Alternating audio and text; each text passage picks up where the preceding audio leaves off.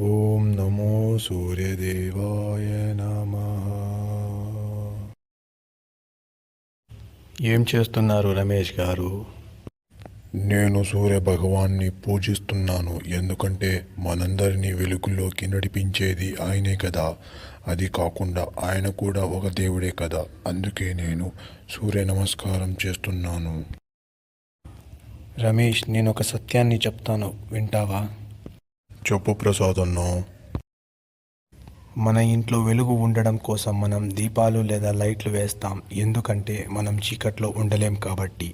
ఆ దీపాలు లైట్లు మన అవసరాల కొరకు వాడుకుంటున్నాం, అంతేగాని వాటిని కూడా దేవుడిగా మార్చేసి పూజించడం లేదు. అలాగే ఈ ప్రపంచం అనే ఇంట్లో నువ్వు నేను చీకట్లో ఉండలేము అని దేవుడు సూర్యుడు అనే దీపాన్ని ఇచ్చాడు. అది కూడా మన అవసరాల కొరకే ఇచ్చాడు. ఇంట్లో దీపం ఎలాగ అందరికీ వెలుగునిస్తుందో ఈ సూర్యుడు కూడా అలాంటిదే. అంతేగాని ఈ సూర్యుడు కూడా దేవుడు కాడు. వెలుగు ఇచ్చేవన్నీ దేవుళ్ళు అయిపోతాయి అంటే మన ఈ ప్రపంచంలో అలాంటివి చాలానే ఉన్నాయి. దీపాలు, లైట్లు ఇంకా చాలానే ఉన్నాయి. ఇవన్నీ దేవుళ్ళు అయిపోతాయా? వీటినన్నింటి పూజించాలా చెప్పు? అది నువ్వే చెప్పన్నా. అవన్నీ కూడా మన అవసరాల కొరకే దేవుడిచ్చాడు, అంతేగాని అవన్నీ కూడా దేవుళ్ళు కాలేవు. అలాగే మనకు ఉపయోగపడేవన్నీ కూడా దేవుళ్ళు కాలేవు. కానీ మానవుడు తన మూఢనమ్మకాలతో కనిపించేవన్నీ దేవుడిగా మార్చేశాడు, కనిపించిన దేవుడిని విడిచిపెట్టాడు. కానీ ప్రసాద్ అన్న, ఇలా సూర్య నమస్కారం చేయడం పూర్వకాలం నుండి ఉంది కదా, మరి దానికి ఏమంటారు?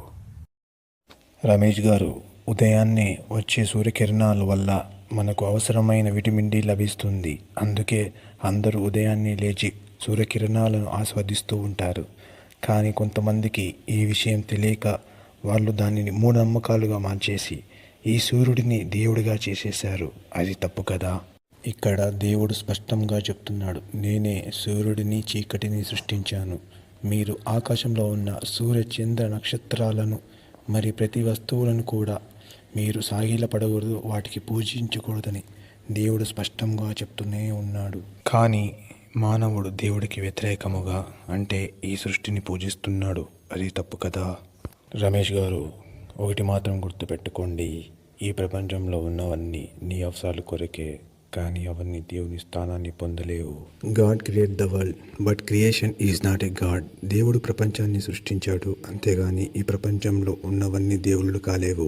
రమేష్ గారు, మీరు ఒకసారి ఆలోచించండి, దేనిని పూజిస్తున్నారు? దేవుడినా లేదా దేవుడు సృష్టించిన ఈ సృష్టినా? డౌన్లోడ్ మోజ్.